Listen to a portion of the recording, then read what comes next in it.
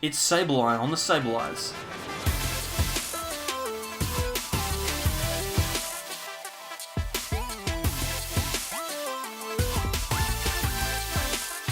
Welcome back everyone to more from the SAbleyes. I'm Mitch and today I'm here to talk about Sableye. Yes, that's right, it's Sableye Obstagoon on the SAbleyes. We finally get a chance to play competitive Pokemon with our mascot. It's actually a pretty strong deck, one that's really fun to play, and one that could potentially throw a spanner in the works of some of the top decks that are coming out of Sword and Shield. Pairing this with Obstagoon is an incredible combination, enabling Sableye to do a lot of damage. So let's take a look at the list.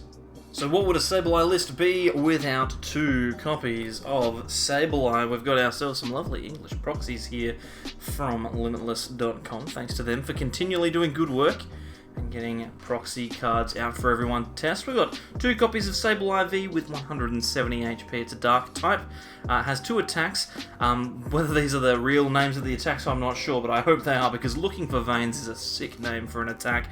That is for one dark energy. We put a trainer card from our discard pile into our hand, and this is kind of reminiscent of the old Junk Hunt Sableye, which I think is really cool. The thing that we're using this card for the most is Mad Nail. 2 dark energy does 10 damage, plus 60 for each damage counter on your opponent's active Pokemon. So we're going to be able to potentially do a large amount of damage if we can get a lot of damage counters onto the field of play. Now, it's all well and good to have a attack like this, Mad Nail, but what we need to do is we need to put those counters on somehow, and we're going to try and do that by utilizing our Galarian Zigzagoons, which we've got 4 copies of, and our Galarian Obstagoons, which we have 3 copies of. We also have 1 copy of Galarian Lanoon as well.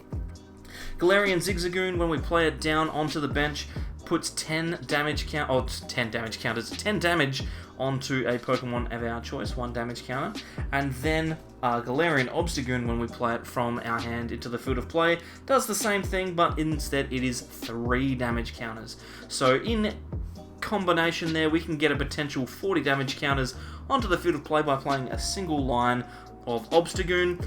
We could potentially put down 40 with Zigzagoon, and then another 90 with Obstagoon, which can power our Sableye V very quickly.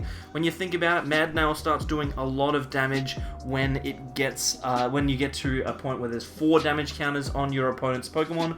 4 times 6 for those people who are playing along at home is 24, so 240 damage, plus 10 is from Mad Nail's base damage is 250, plus the 40 that's already on that Pokemon is 290 damage. That's going to be knocking out most things in the format, apart from some of the even larger V or VMAX Pokemon that are floating around, things like Lapras or potentially even Snorlax VMAX.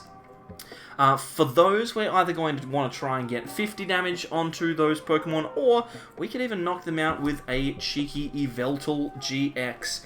It's got 3 attacks, but the one that we're really interested in is Doom Count GX, which says that if our opponent's active Pokemon has exactly 4 damage counters on it, then we straight up knock out that Pokemon. So that's a really strong way to essentially get a free knockout for a single energy. We can play down a Zigzagoon, play down an Obstagoon, and then Doom Count GX, and hopefully take 2 or 3 prizes. It's really strong, and it means that you can do that just out of nowhere. You can just play that Yveltal down out of nowhere and get yourself going. We also play a 2/2 line of the new Chinchino with the not trade ability. Chinchino is a really interesting card in this list. It's one that Calvin has put in when he's been testing this deck. He's been testing this quite a lot. And it does a couple of things for the deck that are pretty strong. Firstly, it gives the card a little bit of extra consistency. It gives the deck extra consistency, sorry. You can trade away cards that you don't really need. Maybe you don't need another rare candy, or you don't need a dark energy or something like that. You can just throw those away and then grab yourself 2 more cards, which is always good when you need to evolve into Stage 2 Pokemon. But it also has an attack called Energy Assist, which does 2 things. It's a single colorless attachment, 40 damage, which is a good number, as we've mentioned, from Yveltal GX, but it also accelerates an energy from your discard pile to one of your benched Pokemon. One of the big problems that this deck has is that almost all of its attackers rely on 2 energy being in play, which if your opponent is quicker than you can be quite difficult to deal with. So Cinccino can give you an opportunity not only to draw a few more cards, but to put damage counters on the field and to accelerate energy to give you a chance to attack with Mad Nail, or even blocking from Galarian Obstagoon, which we kind of skipped over. I'll go back to it now. Blocking 90 damage for 2 energy, 1 colorless and 1 dark, and it means that your opponent's basic Pokemon cannot damage this Obstagoon. So if you got yourself in a game against maybe something like Pikarom or ADP Zacian or Baby Blacephalon or maybe something like, or I don't know, all of the good decks that are going around at the moment, Mewtwo, Malamar, lots of those struggle to deal with that, so you can potentially lock your opponent out of games with those. Moving on, we have 1 copy of Mew.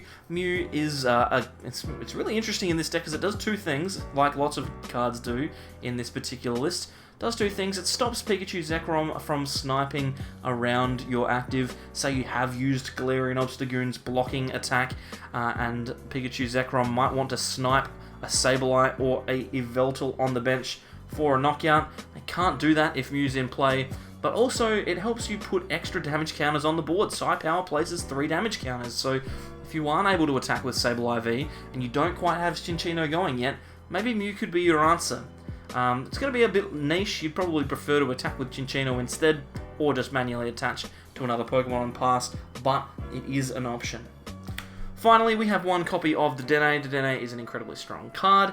It's searchable by Quick Ball, and it's your only opportunity to draw cards on your first turn if you go first. One of the big problems with this deck, as well as lots of other decks playing Stage 1 or Stage 2 Pokemon in the new format, is that it is difficult to get the basics that you need into play. So Dedenne gives you an opportunity to get those Zigzagoons in play as quickly as you can, or otherwise you might find yourself with a pretty weak turn 2. So far, in testing this list, I'm sure Calvin would agree, it has been going reasonably well. It doesn't quite have the consistency just yet to get over the top of some of the bigger threats, but those Cinccinos really do the job. Now, let's look at the supporter line before we get into the rest of the items. We've got 4 copies of the new Professor's Research, that is Professor Magnolia, 4 copies of this card. It is the best draw supporter in the game, and it is swiftly followed up by 3 copies of Marnie. I would go as far as to say that this card is probably the second best supporter in the game right now. Being able to shuffle your hand away, put it on the bottom of the deck, and then draw 5 more cards for you, 4 cards for your opponent is incredibly strong. It means that you're not going to grab the stuff that you have in your hand right now. You can give yourself a chance to look at a few more cards, and you force your opponent to put their hand away. Maybe they've searched out something they're holding on to, and make it so that they don't have access to that because it's at the bottom of their deck. Going through the items, there are a lot of interesting ones in this particular list. We're going to start off with one that you've seen before. It is 4 copies of Quick Ball. Quick Ball is the best ball search that we have access to right now. We're discarding 1 card and then searching for a basic Pokemon. It's not going to help us find things like Obstagoon or Lanoon, but that's fine. We can search those out with our Evolution Incense. Now, we've got 4 copies of both. Evo Incense, you could theoretically make an argument for a lower count of those, but I think you'll find that that is probably the correct count. You need to get those Obstagoons at the right time. You need to be able to find them, and you need to be able to find them in conjunction with 4 copies of Rare Candy. Rare Candy obviously gets you into Obstagoon when you need it. You can just go straight from the Zigzagoon into the Obstagoon with Rare Candy. So you need to be able to find those cards in conjunction. So 4 copies of Evo Incense means that you can get them together. We also have 4 copies of Custom Catcher. It's obviously still one of the best opportunities to gust in the format. Great Catcher, still pretty strong. You could potentially run that. Or Pokemon Catcher, which is coming back. It is on a coin flip, however. But we're not super worried about losing Custom Catchers here because we can always potentially get them back with our Sableye if we need to. Obviously not going to be trying to do that, but it is an option. We also have 2 copies of Lily's Pokédoll. Sometimes we find ourselves in a situation where we just need another turn. Lily's Pokédoll can potentially give you that turn if you are willing to sacrifice an attack. It means that you're obviously going to be able to have a turn to attach an energy if you need it. more importantly, your opponent's not going to be taking a prize. So Lily's Pokédoll, very, very strong.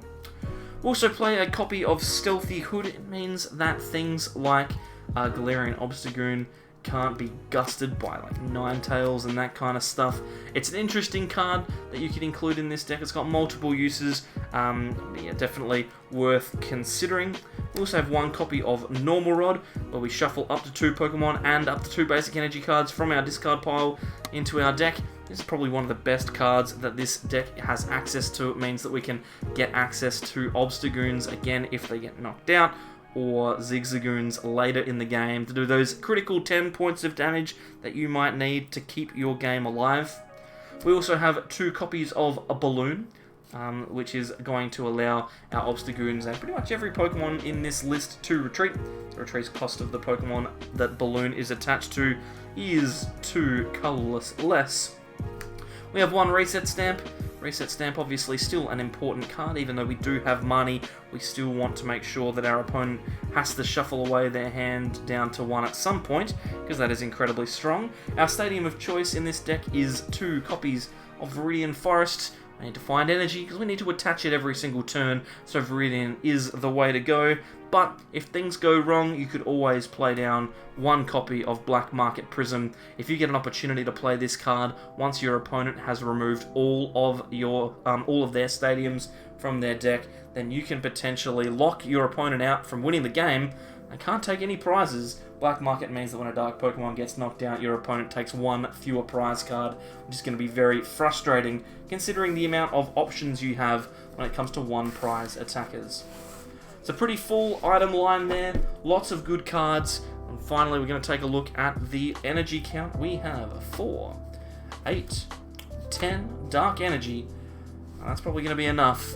If we can't get enough knockouts with 10 Dark Energy, then I don't think we're going to be able to get enough knockouts, period. So, definitely worth considering this deck. It's a good one, good fun, I like it, and I'm sure you'll like it as well. It's a Sableye, how could you not? So you can see just how Sableye Obstagoon can potentially win some very big matchups in this format. It seems to pair reasonably well up against things like Pikarom and Zacian ADP, as well as some scary Mewtwo variants as well. Sableye Obstagoon could be your play for Melbourne, although it does have a couple of consistency issues. We'll wait and see whether that is enough to turn people off.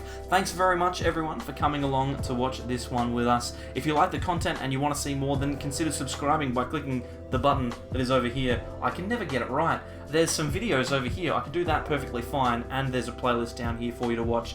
You can also follow us on Facebook and Twitter at @SAbleyes_YT. Thanks very much for coming along, and we'll see you all next time for more from the Sableyes. Bye. I've got to say Sableye so many times.